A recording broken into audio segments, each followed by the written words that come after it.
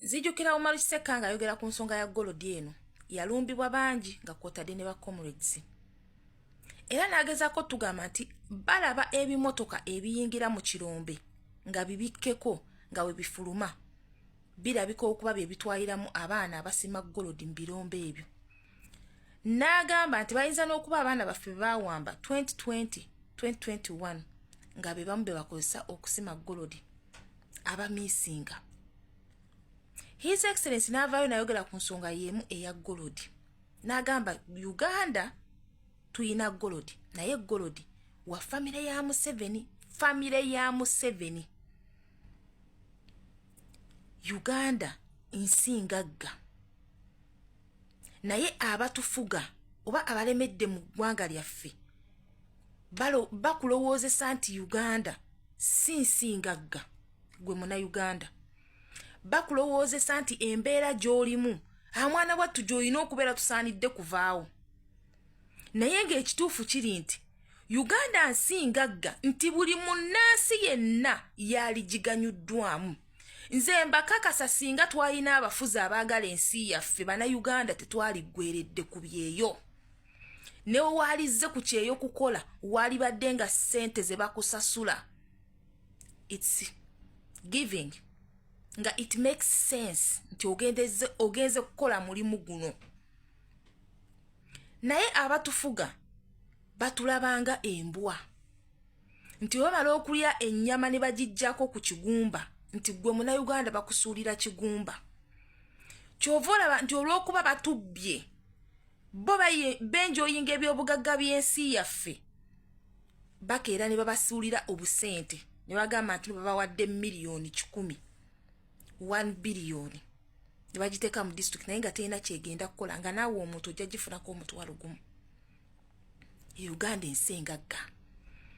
N'otuuka mu malwaliro nga temuli maddagala. N'owulira minisita ekimu ne kijja nga kikazi ne kigamba nti Bannayuganda mugenda tandika okwegulira amaddagala mu malwaliro. Ku Uganda ensi engagga eyina Golodi naye nga famire ya Museveni yevunaanizibwa ku Golodi oyo. Ogolodi ow'abannansi atali wa Museveni n'amukwata n'amukwasa Abachina. Munnayuganda mulekeraawo okubeera embwa. Olaba n'embwa z'abazungu tebakyazikasukira magumba kuba tezirya magumba. Zirya nnyama. Tezirya magumba nti alya ennyama agikasukira eggumba.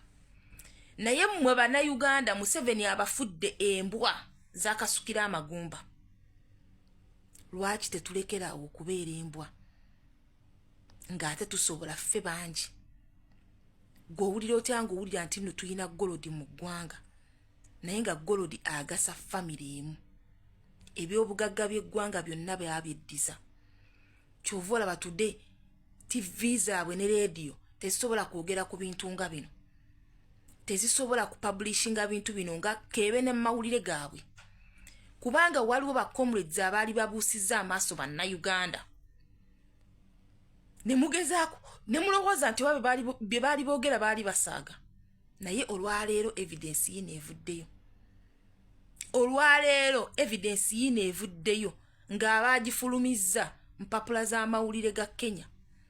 NTV eye Kenya yefulumizza information yeno. Ekikulaga nti nno bano abasajja Golodi waffe bamusimagolinga busimagolinzi. Ali ku black market. Tayita mu makubo matuufu. Kyova olaba mwalaba Abawarabu bajja waneeno. Golooza lwaki baali bazze wano. Nabbanja yagenda mu UAE okubasisinkana. Olowooza lwaki babasisinkana. Munnayuganda z'okuka twerwaneko. Embeera gy'olimu si z'osaanye okubaamu. Bano abasajja tebalina kirungi kye batuwagaliza. Tudde olabika okuba osobola ofuna emitwalo 10. Naye lowoozaako mu kaseera nga ka myaka 5 lowooza ku baana b'obuzadde.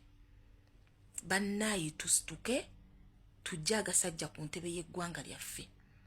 Kuba tebalina kye batuwagaliza. Gw'oli eyo wagira NRM.